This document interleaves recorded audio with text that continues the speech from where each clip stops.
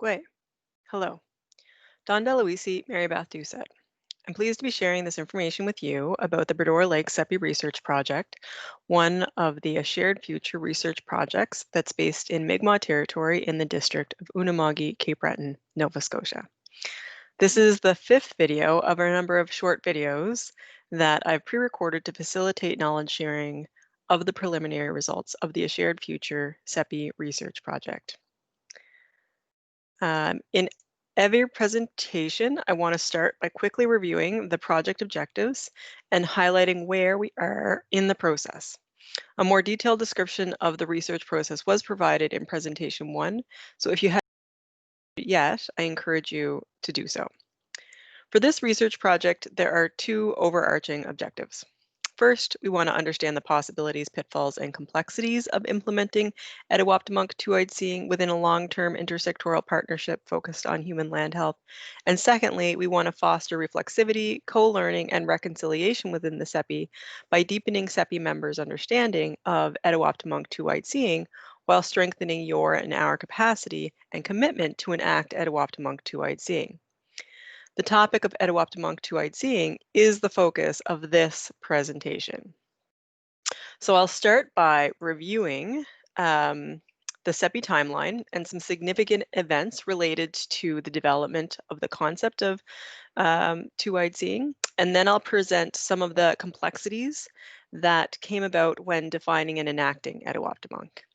And so I'll present some of the pitfalls and highlights highlight some of the differences and potential places for misunderstanding, misapplication, misappropriation, and use of Etuaptmumk. And then I'll propose some possibilities to consider that emerged from the interviews. And these are the questions that we would like you to discuss with us at the group, with the group via virtual conversations. So, as I said, I wanted to start by reviewing the CEPI timeline and significant events related to two-eyed seeing. The examples in this timeline help to tell a story about the concept of two-eyed seeing. What are two eyes that we're talking about? The Western and the Mi'kmaq. So we already described the two separate societies and how the two societies did and needed to decide to agree to live together in peace and friendship, but then some of the tensions that happened as a result of government interventions and just general misunderstanding and miscommunication, as well as racism and bias and all the rest of that. And so when you look at the timeline, you start with peace and friendship treaties, and then we jump forward to the 1995 report taking care of the Bredor Lakes, a new approach to stewardship of the Bredor watershed. And that's really what is most relevant, I think, for this conversation about when we started to collaborate around this idea that even if it wasn't called two-eyed seeing, it was embodying this sense of collaboration and cooperation. You also have here 1999, the Unama'ki Institute of Natural Resources was formed, and the Bredor Lakes Ecosystem Workshop occurred at the Coast Guard College, and so there was joint projects being launched in the Bredor Lakes. And then you jump forward again to 2003 when we have the first Bredor Lakes workshop, one of the two workshops that was often mentioned in the interviews. And in this first workshop, we had Ken Paul, who came to present specifically about a medicine wheel. There was also some training on method, training about Mi'kmaq traditional ecological knowledge, and some training on Western science-driven knowledge, but with Mi'kmaq voices in the room. At the time, it could have been as tokens or perhaps as something more. And so even if there was a lack of consensus around what is two-eyed seeing or what it should look like, and maybe even the name two-eyed seeing didn't technically exist yet or it hadn't been adopted, throughout the experiences of CEPI as we move forward, there was a continued engagement with this concept of Etuaptmumk. And so we think as we move forward, even though there might not be a consensus around how two-eyed seeing is being used, because of CEPI's continual engagement with the concept, CEPI may even be in a position of changing the way others across Canada are thinking about and collaborating and co-learning. For example, the Biosphere Reserve Conference in 2019, or with the A Shared Future Network, there was significant opportunity to encourage other people to think about this concept of two-eyed seeing. So as we jump forward, we want to talk about some of the complexities, and we do so by highlighting some of the inconsistent descriptions of Etuaptmumk two-eyed seeing among CEPI members. They came out often in the interviews, but these three quotes demonstrate that a variety of people were pretty confident that at this point we have a clear understanding of what two-eyed seeing is and how it works. And so if you look at the first quote, it's interesting. The whole idea of two-eyed seeing, it's described in different places in different ways. And if you remember the day that Albert introduced the idea of two-eyed seeing, I just kind of looked at myself and said, what in the world does this mean? But fortunately, it's all been matured and we now have a better understanding. But for those people, particularly the Mi'kmaq people around the table, when Albert introduced it as a concept, there was quite a quandary of what does this mean? What's this all mean? And I think it's expected that would fall into good definition over time, and it has. And so we define it and learn to see from one eye with the best of Indigenous ways of knowing and ways of doing, and learn to see from your other eye with the best of the strengths of Western. But most importantly, we learn to see with both eyes together for the benefit of everyone.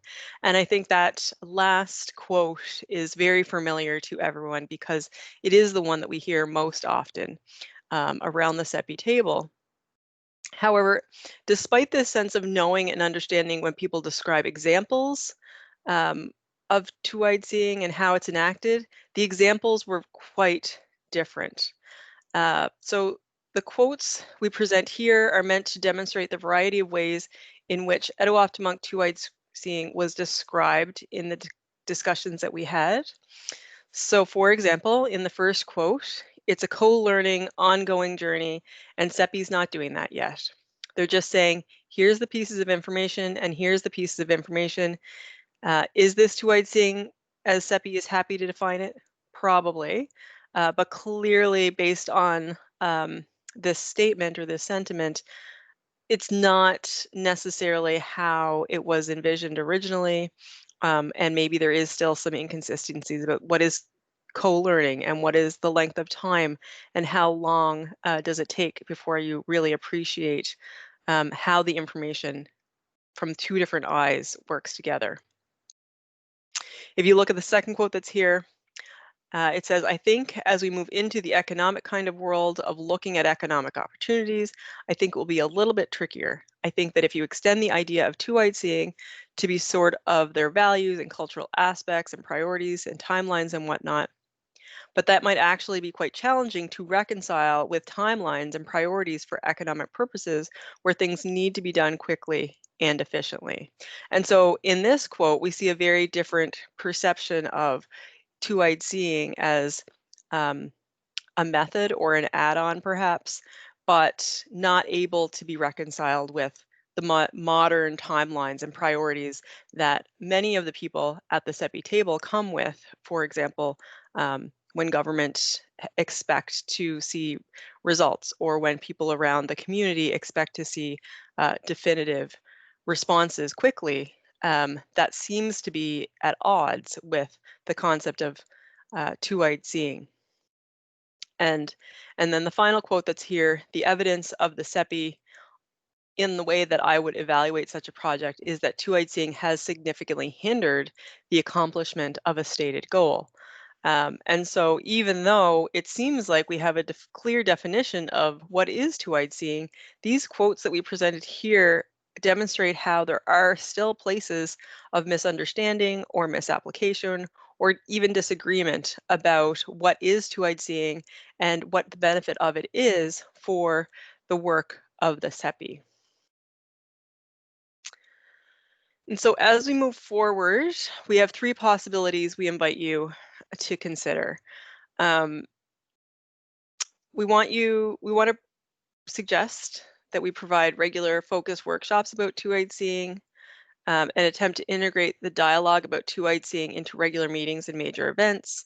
And that is happening, at least in the events that I've been attending or in the meetings that I've been in. It seems like there is a deliberate effort to integrate two-eyed seeing into regular dialogue. Um, and so that's a positive thing. And then there's also a suggestion to promote the CEPI as an exemplar of two-eyed seeing in practice. And so these recommendations, as I said, came out of the interviews themselves. And the first point there is I think there's still to be a kindergarten of two-eyed seeing for CEPI. I honestly do. I think it's long past a point because people are convinced they are doing two-eyed seeing, but from my perspective, I would never call it two-eyed seeing. And then there's a second quote with the two-eyed seeing. Shelley Denny had mentioned that this approach is changing because new people are coming up and new generations are thinking differently. And so maybe there is a changing sense of what is two-eyed seeing and what's the value.